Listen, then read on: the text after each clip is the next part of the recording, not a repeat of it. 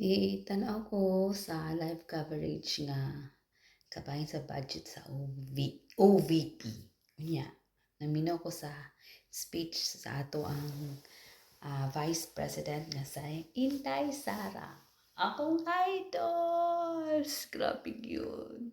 As in, pag humanyag speech, dayon, niadto siya ni Congressman Marcoleta, dahil nato siya ni Congresswoman, former President Macapagal Arroyo. As in, respected siya. Niya na siya istorya. Pero ang iyang istorya katong sa interview nga, niingon siya nga, basag lang ay ayaw lang mo ka-stress. So, nirespetar ko siya sa mga tao nga nituo niya. Baby Zara, idol jud ka nako. Mayo gani kay buutan po ang chairman kay pagpananggid niya nga mo exit siya, sugot ra po siya kay wala man po siya ni oath.